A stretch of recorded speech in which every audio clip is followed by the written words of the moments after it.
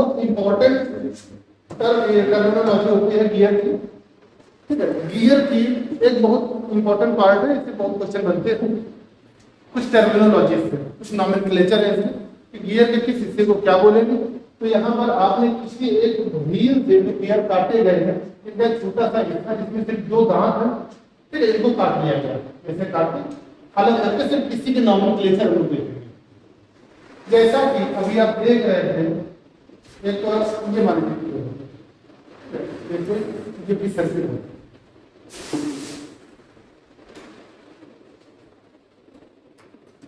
ऐसे होगा,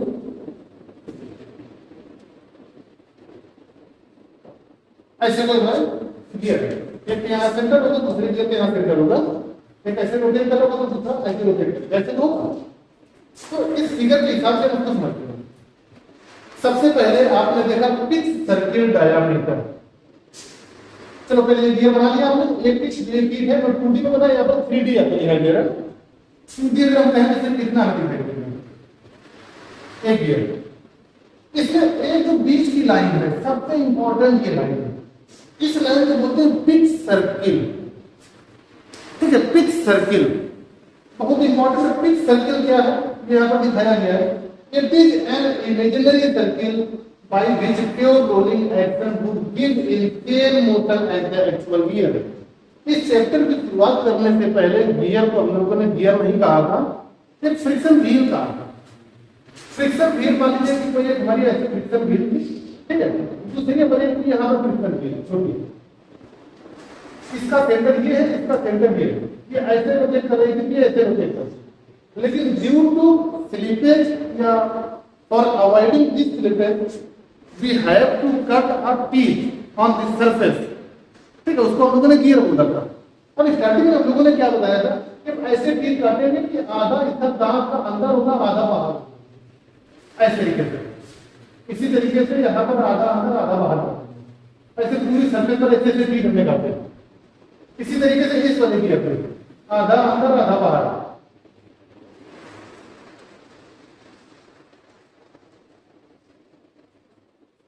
समझ रहे हो?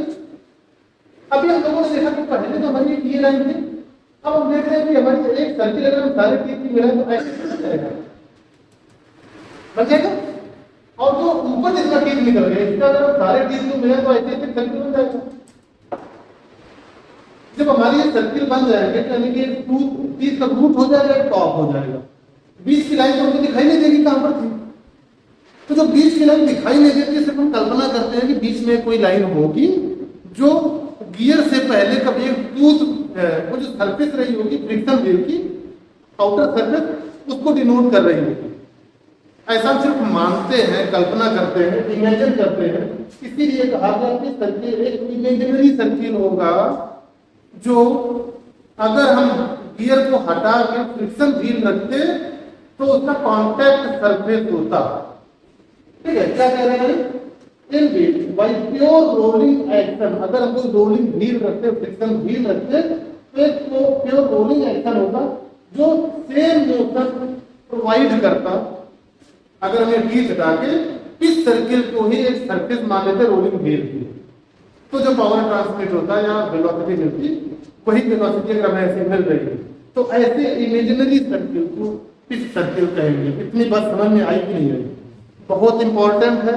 यही एक सर्किल हमारी रेफरेंस होगी आगे कई सारे टर्मिनोलॉजीज।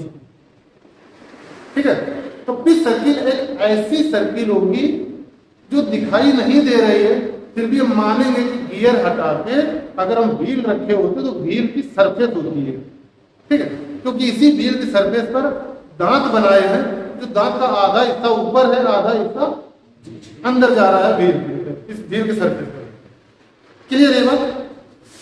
अब आगे चलते हैं। एक हमारा ये टॉप हो जाता है, जितने भी टीथ हैं सब टीथ के टॉप वाले पार्ट को अगर मिलाते हैं सारे पॉइंट को, तो एक सर्किल फॉर्म होगा। इस सर्किल को बोलेंगे अडेंडम सर्किल। क्या बोलेंगे? Addendum circle. जैसे कहीं लिखा होगा नहीं तो अडेंडम होगा। चलिए अडेंडम इस पॉइंट को बोलेंगे या इस पार्ट को बोलेंगे अडेंडम, और सारे पॉइंट्स को मिलाते हुए अगर एक सर्किल बना देंगे तो बन जाता है अडेंडम सर्किल। ठीक है, सर वहीं पे लिखा है एडेंडम सर्किल। हाँ, एडेंडम सर्किल लिखा है, ठीक है, एडेंडम सर्किल। क्लियर हो गया। ऐसे ही अगर हम सारे रूट वाले जिसमें जहां जहां टीथ खत्म हो रहा है, रूट जिसको बोल रहे हैं, रूट यानी कि जड़, जहां से टीथ का फॉर्मेशन शुरू हो रहा है, तो इस सभी पॉइंट्स को मिला के अगर एक सर्किल ड्रॉ कर दें तो उसको बोलेंगे डिटेंडम सर्किल। कौन सा? डिटेंडम। आप देखिए यहाँ पर ये सबसे छोटी वाली सर्किल है, इसको ऊपर लिखा है, ये है डिटेंडम सर्किल। रूट या डिटेंडम कह रहे हैं ना, ये वाले सर्किल आप देख रहे हैं, समझ रहे हैं? डिटेंडम सर्किल आपको 3 सर्किल समझ आ रहे हैं, pitch circle, addendum circle, dedendum circle. कभी भी हम एक मान लीजिए ये गियर है, दूसरा ये गियर है, इन दोनों गियर को बोलते हैं मेटिंग गियर, मिलने वाले गियर, मेटिंग गियर। और इन टीथ को बोलेंगे, जो टीथ मिल रहे हैं इनको बोलते हैं मेटिंग टीथ,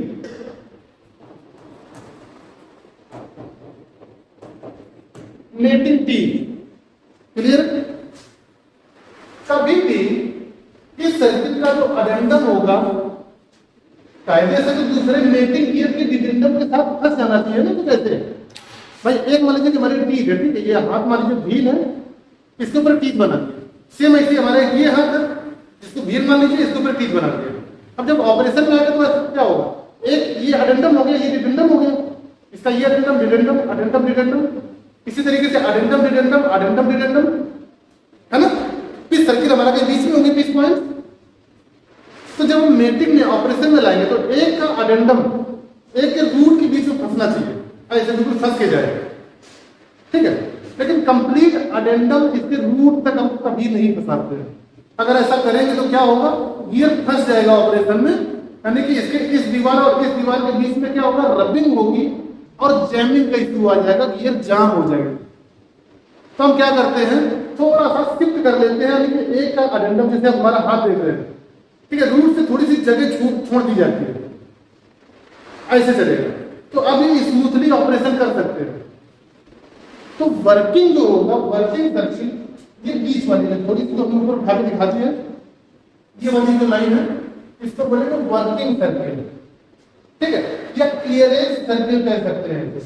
और जो ये रूट और वर्किंग के बीच में जो छोटी सी जगह आप देख रहे हैं, ये वाली, इसको कहा क्लियरेंस। क्लियरेंस हम लोगों ने क्यों प्रोवाइड किया, to avoiding the jamming issue and avoiding the undercutting between teeth. Undercutting भी हो सकती है, to avoiding the interference between the teeth, फंसाओ, इंटरफेरेंस, ठीक है। इन कारणों से थोड़ा सा क्लियरेंस प्रोवाइड किया। तो जो क्लियरेंस प्रोवाइड किया तो हमने एक और नई सर्किल में सर्किल किया, जिसको बोलेंगे क्लियरेंस सर्किल, ठीक है। क्लियरेंस या वर्किंग डेप्थ ऑफ जो हमारी होगी, पहले तो टोटल डेप्थ हम कह सकते थे यहां से यहां तक, linear distance between addendum to dedendum for any teeth known as total depth. ये जो हमारा पूरा टीथ है, ये अडेंडम है, ये डिडेंडम है, इसके बीच की लीनियर डिस्टेंस को हम क्या कहेंगे, टोटल डेप्थ, ठीक है। लेकिन वर्किंग में हम लोगों ने यहां तक यूज नहीं किया, यहीं तक यूज किया, ऐसे। तो यहां तक जो हमने यूज किया, तो यहां से यहां तक की लीनियर डिस्टेंस को क्या बोलेंगे, वर्किंग डेप्थ, ठीक है। इतने पार्ट को क्या बोलेंगे, क्लियरेंस। बात समझ में आ गई। अगर हम वर्किंग डेप्थ प्लस क्लियरेंस बोले तो हम कह सकते हैं टोटल डेप्थ हो सकती है। बात समझ में आ गई। तो वही यहां पर कहा गया है, एक तो टोटल डेप्थ हो गई पूरी, इतना सा क्लियरेंस हो गया ये वाला पार्ट, और ये आपका हो गया working depth of the circle. कितने पॉइंट्स क्लियर है। अब आगे चलते हैं। एक चीज और देख लीजिए, गियर में 3D में आप देख रहे हैं तो एक आपको ये वाला पोर्शन दिखाई दे रहा है, ये वाला पोर्शन गियर का टॉप, ये वाला, इसको बोलते हैं टॉप लाइन। टॉप लाइन ये लिखा हुआ है, टॉप लाइन। दूसरा, फिक्स सर्किल के ऊपर, ये जो आप देख रहे हैं, इस सर्किल हमारे यहाँ पर किस पॉइंट है, इसके ऊपर हमारा ये इतना प्रोफाइल जा रहा है और नीचे इतना प्रोफाइल जा रहा है। अगर हम ऊपर वाले प्रोफाइल के सरफेस की बात करें, इसको बोलेंगे फेस। फेस हमेशा बहुत कंफ्यूजन रहता है कि एक हिस्सा ऊपर है एक हिस्सा नीचे है। फेस हमेशा टॉप वाले को कहेंगे, फ्लैंक नीचे वाले को कहेंगे। नीचे वाला जितना ये पोर्शन बच रहा है इसको बोलते हैं फ्लैंक। ठीक है, फेस और फ्लैंक में अंतर समझ में आया। फेस हमेशा ऊपर होगा। आप खुद से मान लीजिए आपका फेस कहाँ है, ऊपर है। ठीक है, तो आप एक चीज पकड़ लीजिए, फेस ऊपर वाला पार्ट होगा और फ्लैंक जो बचेगा वो नीचे वाला हिस्सा। ये चीज क्लियर हो गई। फेस और फ्लैंक आपका क्लियर हो गया। और ये पिच पॉइंट पर अगली चीज, पिच पॉइंट पर दोनों गियर यानी कि गियर के दोनों साइड को पिच पॉइंट पर देखें, अगर ना टॉप पर देखेंगे तो कम मिल रहा है, रूट पर देखेंगे और ज्यादा हो जाएगा। जैसे मैंने बताया था कि पिच पॉइंट या पिच सर्किल बहुत इंपॉर्टेंट है, कई रेफरेंस को यही सेट करेगा। पिच पॉइंट पर एक चीज के दोनों पार्ट को अगर देखते हैं तो इसको बोलेंगे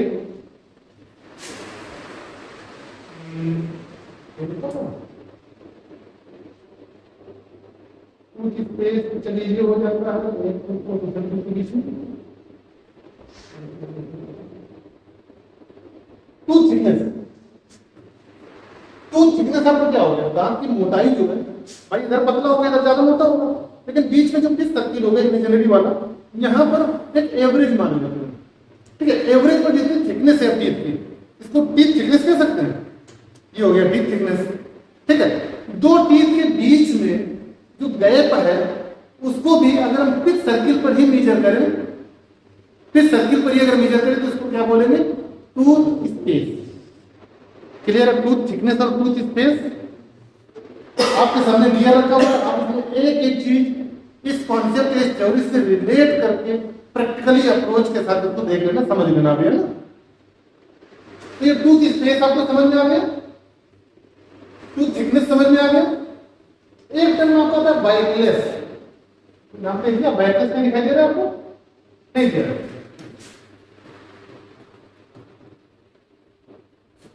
बाइकलेस एक टर्म होता है। देखिए एक्चुअली में क्या है कि थ्योरेटिकली हमको ये देखना है कि जब दो गियर मेटिंग में होंगे तो एक गियर का पिच सर्किल पर जो टूथ थिकनेस होगा, दूसरे गियर का जो टूथ स्पेस होगा, दोनों बराबर होने चाहिए। ठीक है, थ्योरेटिकली ऐसा होना चाहिए। लेकिन फिर से बात वही आती है, जब बिल्कुल हम बराबर कर देंगे, अगर कोई हम क्लियरेंस नहीं देंगे तो जब ऑपरेशन के टाइम क्या होगा, गियर एक दूसरे में फंसेंगे और जैमिंग का इशू फिर से आएगा। तो हम क्या करते हैं, थोड़ा सा डिफरेंस रखते हैं प्रैक्टिकली। थ्योरेटिकली तो मानते हैं टूथ स्पेस और टूथ थिकनेस बराबर होंगे, थ्योरेटिकली बराबर होते हैं, लेकिन प्रैक्टिकली ऐसा नहीं करते हैं, थोड़ा सा डिफरेंस रखते हैं। देखिए जो स्पेस होगा, टूथ स्पेस थोड़ा सा ज्यादा होगा, टूथ थिकनेस थोड़ी सी कम होगी। तो इस अंतर को हम लोग बोलेंगे क्या, बैकलेस। बात समझ आ रही बैकलेस की? ये आपको बैकलेस हो गया, फिर सर्किल हो गया, वर्किंग हेड का आपको समझ आएगी।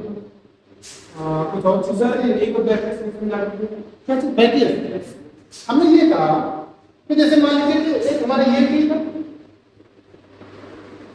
ठीक है, एक ये चीज है। अभी हम लोगों ने ये भी सर्किल है, तो ये हमारे टूथ थिकनेस था, और इस पॉइंट से इस पॉइंट के बीच में जो जगह बच रही है तो बोल रहे थे टूथ स्पेस, है ना। जब हमारा गियर ऑपरेशन में आएगा तो इसमें जितने भी टीथ बने और जिस दूसरे गियर के मेटिंग गियर के टीथ होंगे दोनों आइडेंटिकल होने चाहिए, कम ज्यादा होंगे हो नहीं सकते, बराबर होंगे। तो जब बराबर होंगे तो ये जो बीच की जगह हमारी बन रही है ये टूथ स्पेस है और दूसरे वाले टीथ के थिकनेस के बराबर होनी चाहिए। जैसे हमने ये बताया ना अभी कि ये हमारा मान लीजिए थिकनेस हो गई और इसके साथ मिलना है, यहाँ पर किस सर्किल होगी तो इसका जो स्पेस होगा दोनों बराबर होंगे, लेकिन बराबर रखेंगे ना तो ये चल नहीं पाएगा, आगे फंस जाएगा बिल्कुल, है ना, फंसेगा। इसको जिसको इंटरफेरेंस बोलेंगे। इसकी वजह से जाम हो सकता है ऑपरेशन या अंडर कटिंग हो सकती है टीथ की, भाई इसकी टो इसके इसमें रूट में कहीं ब्रीडिंग करेगा, हो देगा, अंडर कटिंग हो जाएगी। तो इसको अवॉइड करने के लिए हम क्या करते हैं, जो स्पेस होगा स्पेस को थोड़ा बड़ा कर देंगे इसकी थिकनेस से। जब बड़ा कर देंगे तो अब ऑपरेशन हो जाएगा। अब कितना हमने बड़ा किया, कायदा तो हमारा ये कह रहा था कि इसकी थिकनेस और इसके बीच की गैपिंग बराबर हो, लेकिन हमारा ऑपरेशन सफल नहीं हो सकता था, इस वजह से इसको हमने थोड़ा सा बड़ा कर दिया। तो जितना बड़ा किया है अमाउंट में, जितना पार्ट डिफरेंस में आया, इसको बोलेंगे बैकलेस। समझ में आती बात? तो ये आपका बैकलेस हो गया। अब और कोई पार्ट रह रहा है? टॉप लाइन आपका क्लियर हो गया। इस वाले पोर्शन को बॉटम लाइन कह सकते हैं, जिसका टॉप लाइन था दोनों के बीच पर बॉटम लाइन कह लीजिए। हाँ, फेस विड्थ। फेस विड्थ का मतलब ये है, आप ये जैसे गियर देख रहे हैं, ठीक है, अभी तो आप ऐसे देख रहे हो सारे यहाँ पर ये अडेंडम है, डिडेंडम है, इसके बीच में कोई रूट होगा, कोई पिच सर्किल होगा, और ये आपका टूथ स्पेस था दोनों टीथ के बीच में। यहाँ पर जो थिकनेस है, टूथ थिकनेस कह रहे थे, यहाँ पर जो मिला रहे हैं तो देख रहे हैं थोड़ा सा बीच में गैपिंग है, क्योंकि स्पेस ज्यादा है, थिकनेस कम है, तो जिसको बैकलेस बोल रहे थे। हम एक टूथ विड्थ की अगर बात करते हैं, फेस विड्थ की फर्क, ये जो हमारा यहाँ पर एक इमेजिनरी लाइन थी, इसके ऊपर वाले को फेस बोल रहे थे, अंदर वाले को फ्लैंक बोल रहे थे, इस पार्ट में ना, इस सरफेस में। अब हम अगर इसकी ये बात करते हैं, फेस की थिकनेस कितनी है, वो यहाँ से यहाँ तक जितनी चौड़ाई है गियर की, ये पूरी थिकनेस हो जाएगी किसकी? फेस की। तो फेस थिकनेस क्या हो गई? जो parallel to the shaft, parallel to the axis, जितनी मोटाई है इस गियर की, उस पूरे मोटाई तक वाली एरिया को या थिकनेस को फेस थिकनेस कहते हैं। ठीक है, यहाँ से आप क्लियर हो? Face width, sorry face thickness में कह रहा हूँ, फेस विड्थ कहिए, जितनी चौड़ाई, फिट मतलब चौड़ाई। ये चीज क्लियर हो गई? तो हम एक एक करके चाहो तो डेफिनेशन देख लो, अदरवाइज आपको अगर क्लियर हो गया तो उसको एक बार आप पढ़ लेना, बात कोई मतलब नहीं। ऐसा ना आगे मूव करें, एक बार देख लेते हैं, तो कोई ऐसी नई चीज तो नहीं छूट रही है। पिच सर्किल डायमीटर, जो भी पिच सर्किल जो मैंने बताया कंप्लीट होगा, इमेजिनरी सर्किल, उसका टोटल डायमीटर जो होगा पिच सर्किल डायमीटर उसको कहेंगे। अडेंडम सर्किल जो था, अडेंडम सर्किल के डायमीटर को अडेंडम सर्किल डायमीटर कहेंगे। डिडेंटम या रूट सर्किल के डायमीटर को रूट सर्किल डायमीटर कहेंगे। ठीक है, किसी एक पिच सर्किल पर पॉइंट जो होगा, मेटिंग गियर क्या होगा, एक इधर आया होगा, एक इधर आया होगा, तो उस पॉइंट पर पिच सर्किल पर जो पॉइंट बनेगा मेटिंग गियर का, उस पॉइंट को पिच पॉइंट कहेंगे। समझ आ रही बात? Pitch point. Pressure angle, pressure angle हमारा क्या होता है? Common normal to gear at point of contact and common normal, इसको ऐसे समझिए, इंपॉर्टेंट है ये प्रेशर एंगल। मान लीजिए कि हमें कोई सिर्फ पीच बना है,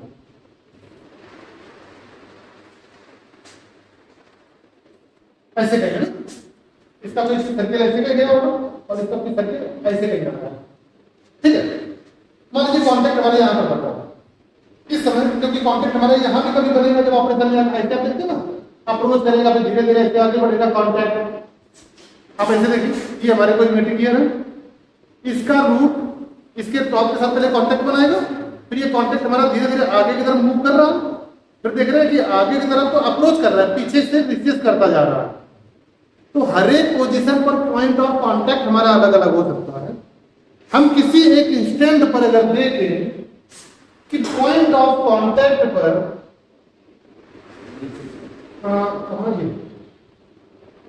common normal to the point of contact, common normal क्या होगा? मान लीजिए कि अभी हमारे यहाँ पर ऐसे यहाँ कांटेक्ट बन रहा है, एक इसका टेंजेंट हमको एक लाइन खींचते हैं, मान लो यहाँ पर है, ठीक है, इसका ये टेंजेंट होगा, इसका ये टेंजेंट होगा, एक दोनों के परपेंडिकुलर हमारे लिए कॉमन नॉर्मल होगा, परपेंडिकुलर। और दूसरी चीज क्या बताया? And common tangent at the pitch point. एक अपनी सर्किल यहाँ पर है, दूसरे अपनी सर्किल यहाँ पर है, ठीक है। पिच पॉइंट पर अगर हम कॉमन टेंजेंट खींचते हैं, कॉमन टेंजेंट मतलब इस सर्किल ऐसे जा रहा था, तो इसका टेंजेंट हमारा कैसे हो जाएगा?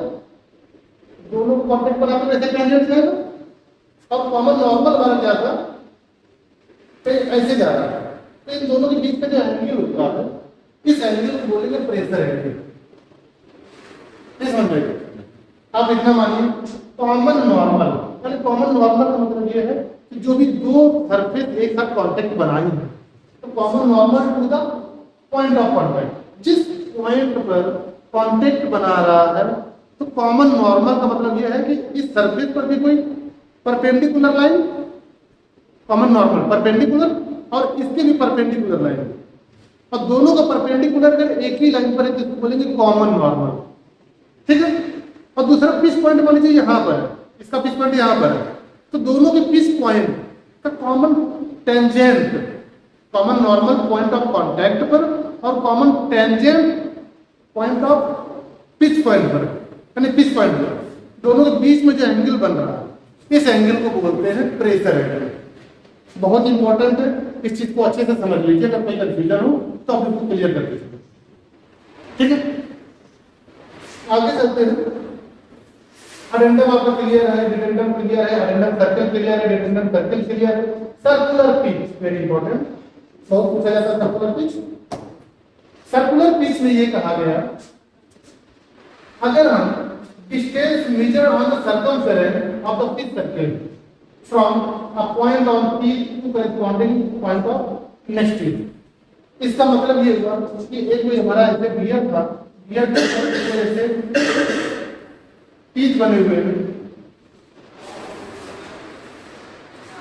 ऐसे भी पिच बने हुए हैं, ठीक है। तो ये तो आपका डिसेंडल सर्किल है, ये आपका अडेंडम सर्किल हो जाएगा, है ना। एक कोई बीच में इमेजिनरी लाइन होगी जिसको डिडेंडम सर्किल है, किस सर्किल कहेंगे। जो बड़ा सर्कुलर पिच है वेरी इंपॉर्टेंट, इसी से इसको डिनोट किया जाता है। और ये होता क्या है कि एक कोई भी टीथ हम रैंडम उठा, किसी भी टीथ पर देखें, मान लो कि हमने इस टीथ को कंसीडर किया, इस टीथ को पिच पॉइंट पर जाएंगे पहले, पिच पॉइंट पर, ठीक है, जब पिच सर्किल पर, पिच सर्किल का अगर हमने ये पॉइंट पिक करा है तो इसके बगल वाला एक इधर टीथ हो सकता है, एक उधर हो सकता है, ठीक है, एडजेसेंट टीथ, या तो इधर में आ जाएंगे या उधर जाएंगे। अगर हम इधर जाते हैं तो इधर वाले टीथ में पिच सर्किल पर एक पॉइंट ये मिल रहा है, एक ये मिल रहा है। अगर करेस्पॉन्डिंग पॉइंट की बात करें, यानी कि इसके हम लेफ्ट साइड की बात करें, तो बगल वाले के लेफ्ट साइड पर ही पिच पॉइंट पर एक पॉइंट पिक करें और सर्कुलर डिस्टेंस को अगर हम देखते हैं, ये वाले डिस्टेंस, तो इसको कहा जाएगा pitch circle, sorry circular pitch. Circular pitch हो जाएगा एडजेसेंट टीथ के करेस्पॉन्डिंग फेस पर ऑन द सर्कुलर या पिच सर्किल। जो सर्कुलर डिस्टेंस आपको मिलेगी, सर्कुलर डिस्टेंस, स्ट्रेट नहीं, अब देखिए सर्कुलर डिस्टेंस, तो इसको बोलेंगे सर्कुलर पिच। आपने हमेशा नाम सुना होगा पहले प्रीवियस सब्जेक्ट में भी, पिच, स्क्रू में भी पिच होता है, नट बोल्ट में भी पिच होता है, एक चूड़ी से दूसरे चूड़ी के बीच की दूरी आप लोग अमूमन ये मानते हो, ठीक है। लेकिन यहाँ पर इसको और क्लियर कर लो, है तो एक टीथ से दूसरे टीथ के बीच की दूरी, लेकिन ये कभी गलती ना कर देना कि आपने एक ये टीथ है, एक ये टीथ है, आपने इसके टीथ के इस पॉइंट पर देख लिया, इसके टीथ के इस पॉइंट पर देख लिया, तो ये नहीं होगा, ठीक है। क्या इसके इस पॉइंट पर देखा, दूसरे टीथ के यहाँ पर आपने देख लिया, ये डिस्टेंस नापी, क्या बहुत क्लियर बात है। करेस्पॉन्डिंग पॉइंट, करेस्पॉन्डिंग पॉइंट का मतलब सेम पॉइंट, चाहे अगर आप लेफ्ट साइड में देखें पॉइंट को तो दूसरे गियर के भी लेफ्ट को ही देखेंगे, राइट पे नहीं जाएंगे, ठीक है, ये इसका मतलब हुआ। तो जो सर्कुलर डिस्टेंस होगी on the pitch circle known as circular pitch, और टोटल गियर में अगर n नंबर ऑफ टीथ है या t नंबर ऑफ टीथ है, डायमीटर अगर t है, तो सर्कुलर पिच कितना हो सकता है, पूरा सर्कल में अगर डायमीटर d है तो पेरिफेरी कितनी बन जाएगी, पाई d, ठीक है। अगर t नंबर ऑफ टीथ करते हुए अगर d से डिवाइड कर दे तो क्या ये दूरी मिल जाएगी, दो टीथ के बीच की दूरी मिल जाएगी, इसी को बोलेंगे पीसी, सर्कुलर पिच। सीखिए यहां पर, क्लियर है ना?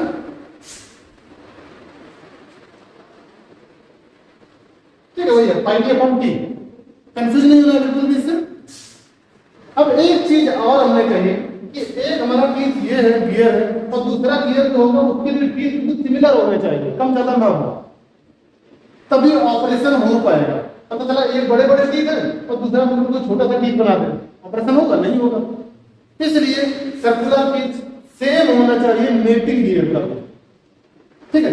अगर हम इसको मान लेते हैं कि आपके सर्किल डायमीटर d1 है, दूसरे का सर्किल डायमीटर d2 है, उसके अगर हमारा टीथ दूसरा जो टीथ गियर है बहुत बड़े साइज में है, बराबर बराबर दांत बनाने तो उसमें दांत ज्यादा हो जाएंगे ना, इसलिए मान लो डायमीटर d2 है तो नंबर ऑफ टीथ t2 हो जाएंगे, पहले वाले में अगर डायमीटर इसका d1 है तो नंबर ऑफ टीथ क्या होगा? t1 होगा। अब दोनों बराबर होने चाहिए, तो हम कह सकते हैं PC equal to pi d1 upon t1, ये तो होता ही होता है, बराबर होता है यानी पाई d2 अपॉन t2, पाई पाई कैंसिल आउट कर दीजिए, है ना। PC हमारा कॉमन सेम हो गया, तो हम कह सकते हैं d1 अपॉन t1 बराबर d2 अपॉन t2, है ना। कोई कंफ्यूजन नहीं होना चाहिए। Circular pitch much important for exam, ठीक है। Pressure angle too much important for exam. Pitch circular diameter is also important for exam, ठीक है। आगे चलते हैं। डायमीट्रल पिच कभी कभार पूछा गया, diametral pitch it is the ratio of number of tooth to the pitch circular diameter in millimetre. PD से दिखाते हैं, जैसे सर्कुलर पिच को PC दिखाया था, डायमीट्रल पिच भी है ठीक इसका उल्टा है। इसमें एक रेशियो होता है कि कितने टीथ बने हैं, कितने डायमीटर या पिच सर्कुलर डायमीटर, ठीक है। पिच सर्कुलर डायमीटर मिलीमीटर में रखेंगे, इसमें मिलीमीटर में, और नंबर ऑफ टीथ तो ऐसे भी नंबर है, यूनिटलेस है, तो हम कह सकते हैं T अपॉन D का जो रेशियो होता है वो आपका डायमीट्रल पिच हो जाएगा। सर्कुलर पिच क्या होता है? पाई D अपॉन T। डायमीट्रल पिच क्या होता है? T अपॉन D, ठीक है। तो T अपॉन D, तो हम यहाँ पर अगर हम वैल्यू करते हैं तो कुछ ऐसे भी कह सकते हैं कि T अपॉन, ऐसे मान लीजिए PC आता था पाई d1 अपॉन t1 या पाई d अपॉन t कह लीजिए, ठीक है। और PD आपका क्या है? T अपॉन t, है ना। यहां से अगर आप t की वैल्यू रखते हैं या कोई भी दूसरी वैल्यू उठा लो, अगर हम यहां से t निकालते हैं तो कह सकते हैं पाई d अपॉन PC, ठीक है। इस t की वैल्यू आप यहां पर रख देते हैं PD वाले में, तो आपको PD क्या बन जाएगा? पाई t upon PC into D, ये वाला dt कैंसिल आउट हो जाएगा, क्या हो जाएगा? PD equal to pi upon PC, ये हो जाएगा। बहुत काम आ जाता है कभी कभार, कोई कॉम्पिटिटिव एग्जाम में न्यूमेरिकल पूछ लेता है कोई छोटा मोटा, ठीक है, इस फार्मूले से। तो PC और PD के बीच में बहुत सीधा एक एग्जाम है, रिलेशन बन जाता है। PD हो जाएगा पाई अपॉन PC हो जाएगा। अगर पाई का कॉन्सेप्ट नहीं आता है यहाँ पर तो D अपॉन T और T अपॉन D, ठीक है, सब क्रॉस आउट होकर बंद हो जाता है, लेकिन बराबर हो जाता है, बराबर का एक दूसरे के रेसिप्रोकल हो जाता है ना। मॉड्यूल बहुत इंपॉर्टेंट है न्यूमेरिकल सॉल्व करने के, जस्ट अपोजिट हो जाता है डायमीट्रल पिच के। डायमीट्रल पिच के अंदर T अपॉन D, मॉड्यूल आपको हो जाता है D अपॉन D। बट ध्यान रहे जो भी हम D की बात कर रहे हैं ये पिच सर्किल डायमीटर है।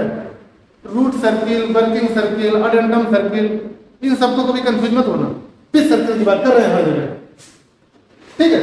तो मॉड्यूल जो आपको हो जाता है D अपॉन T, यानी कि just reciprocal of diametral pitch. तो मॉड्यूल को आप कह सकते हैं 1 module equal to 1 upon diametral pitch, है ना, ठीक है। आगे चलते हैं।